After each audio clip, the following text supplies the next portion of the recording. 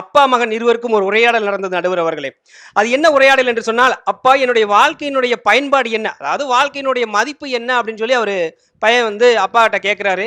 தம்பி ஒன்றும் இல்லை தம்பி, நான் சொல்லக்கூடிய ஒரு 3 இடத்துக்கு நீங்கள் போங்க, அப்போ வந்து பார்த்தீங்கன்னா அதனுடைய பயன்பாடு உனக்கு நிச்சயமாக புரியும் அப்படின்னு. ஏன்னா திருவள்ளுவர் ஒரு அழகாக குறள் சொல்லியிருப்பார் 236வது குறள்ல, தோன்றின் புகழோடு தோன்று அக்திலார் தோன்றலின் தோன்றாமை நன்று அப்படின்னு.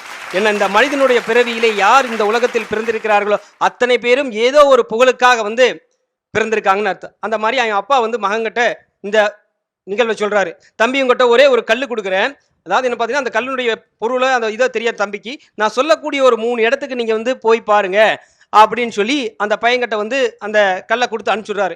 ஒரு இடத்துக்கு போறாரு, அந்த கல்லினுடைய மதிப்பு 10,000.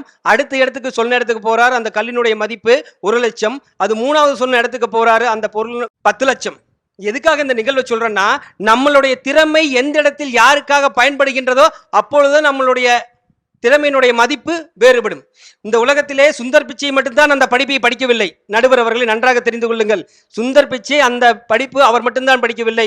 உலகத்தில் இருக்கக்கூடிய நிறைய அறிவியல் பொறியாளர்கள் அந்த படிப்பை பயன்படுத்தியிருக்கிறார். யார் ஒருவர் தன்னுடைய அறிவை சரியான முறையில் பயன்படுத்தி கொண்டார்களோ அவர்கள்தான் இன்றைக்கு மிகப்பெரிய அளவில் வெற்றியாளராக வந்து கொண்டிருக்கின்றார் நடுவர் அவர்களே.